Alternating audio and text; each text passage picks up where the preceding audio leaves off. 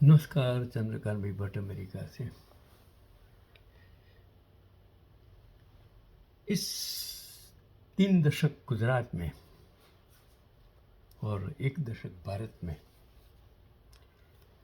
जिस तरीके से गांधी नेहरू सरदार को बदनाम करने की एक साजिश रची गई है, कितने लोग मारे गए, मरवाए गए,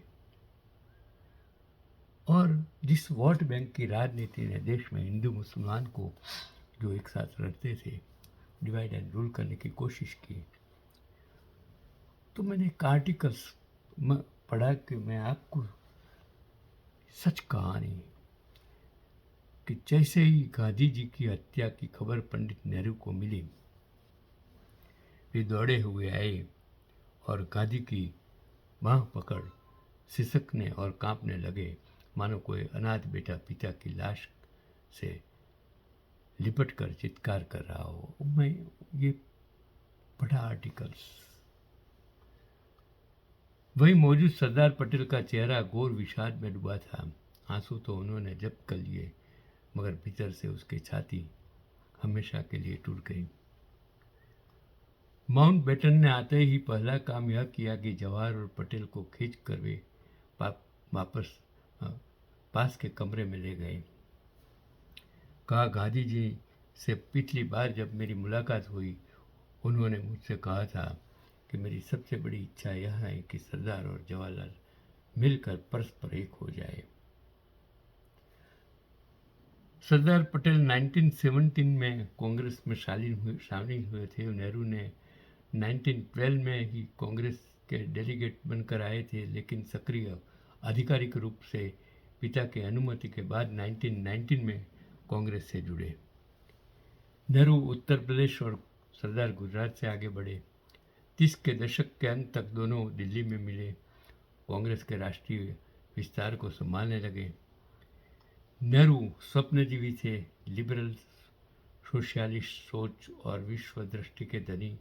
सरदार थे प्रैक्टिकल, काफ़ी हद तक यथास्थितिवादी थे और ज़रूरत के मुताबिक कठोर निर्णय करते। उनकी सोच कुछ हद तक पूंजीवादी थी। रजवाड़ों से उनके संबंध बेहतरीन थे। स्वभावांतर के कारण विषयों में मतांतर होना स्वाभाविक था, मगर शायद सुभाष बोस से जुड़ा घटनाक्रम एक बड़ी गांठ बनी। अध्यक्ष के रूप में सुभाष नेहरू का चयन थे।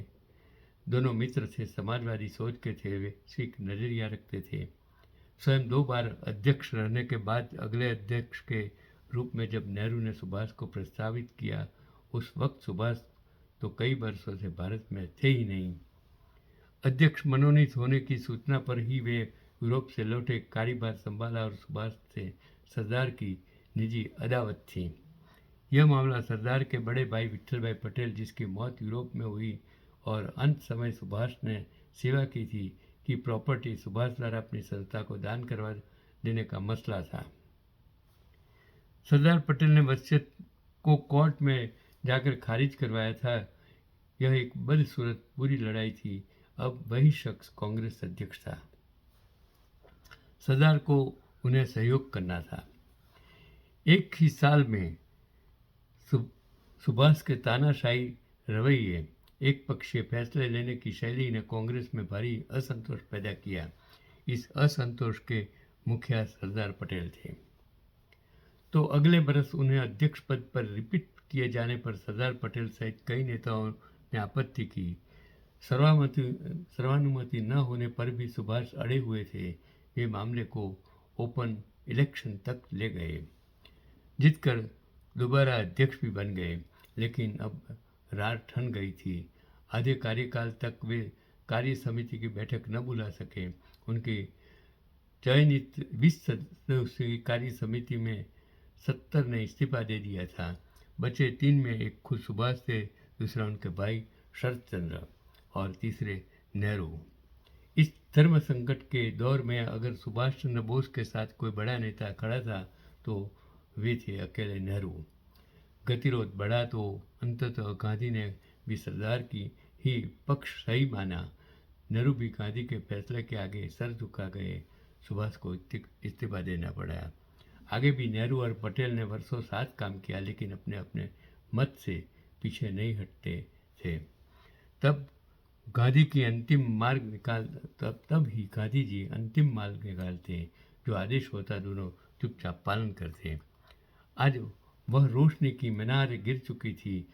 उन्हें राह दिखाने वाला लाश बनकर बगल के कमरे में पड़ा था।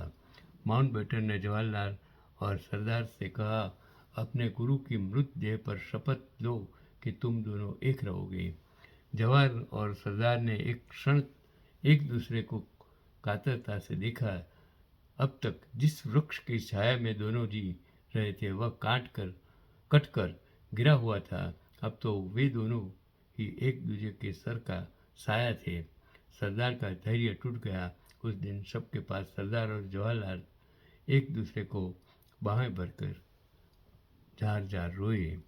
मन का सारा मवाद बढ़ गया। वह निर्मल धारा पटेल के दिल में अंत तक बहती रही।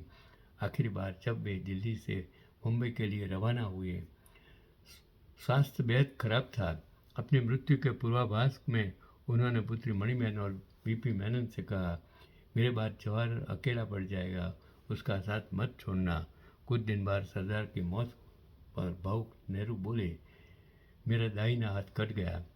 पटेल के प्रति नेहरू के प्रेम और श्रद्धा का आलम यह था कि फरवरी 1949 में सरदार पटेल के जीवन काल में ही उनकी पहली प्रतिमा का अनावरण अपने हाथों से किया था। तो जो तस्वीर उस समय की और मौका था और वो शहर था गोधरा, जो आज किसी और कारण से इतिहास में बदनाम है। हम कभी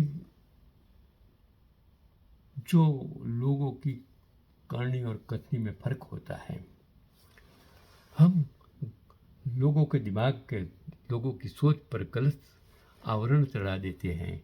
जैसे हम गोल्ड प्लेटेड ऑर्नामेंट्स बना देते हैं, सिल्वर प्लेटेड ऑर्नामेंट्स बनाकर लोगों को गलत गुमराह करते हैं। इसी तरह गलत सोच से आज भारत को हम इतना बर्बाद कर रहे हैं, देश की लोकशाही को आज हम इतना बर्बाद कर रहे हैं। शायद आने वाला युग, आने वाली पीढ़ियाँ, आने वाला युद्ध, जिनको इनसे कोई लेना देना नहीं है, क्योंकि 1947 के बाद जो लोग जन्मे हैं उनसे आज़ादी कैसे मिली, किसने दिलवाई, उससे कोई मतलब नहीं है। क्योंकि उसको आप गलत रास्ते पर ले जाए। और जिन लोगों ने आज़ादी के लिए कुर्बानी दी, शहीदी दी, अपना तन मन धन से काम किया, उसको एटलीस्ट आप बदनाम करने की तो कोशिश नहीं कर सकते हैं। बदलते ज़माने में, विज्ञान की बदलती परिस्थिति में हमें हमारी सोच बदलनी होगी। जिसने भी जिस वक्त जो भी किया, अच्छा किया। उसमें गलतियाँ हो सकती हैं, क्योंकि 562 राजाओं को इकट्ठा करना कोई सामान्य बात नहीं थी। जब आज़ादी मिली तब भारत के पास रजवाड़े थे, उसको इकट्ठा करना न तो कोई संचालन करने की पद्धति थी, उसको रेगुलराइज करना, उसका कॉन्स्टिट्यूशंस बनाना, वो कोई सामान्य बात नहीं थी। और इस परिस्थिति में देश को गरीबाई में से बाहर काटना वो बहुत कठिन बात थी। जो आज सत्ता में बैठे लोग कहेंगे कि ये गलत किया, उसको बदनाम करेंगे, वो गलत है। आपको सोचने की ज़रूरत है, क्योंकि आपके लिए सबसे ज़रूरी चीज़ है सस्ती शिक्षा, स्वास्थ्य व्यवस्था, बेरोजगारी, महंगाई।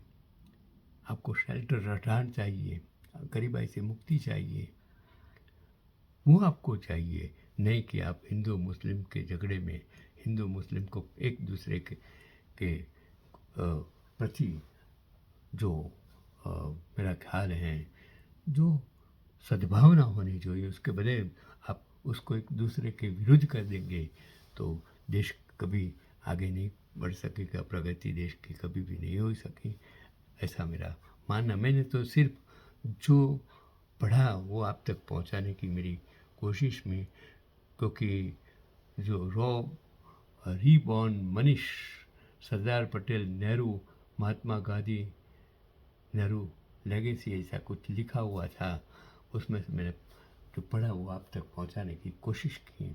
सच और झूठ आपको निर्णय लेना है, उसमें मैंने कुछ गलत नहीं किया है।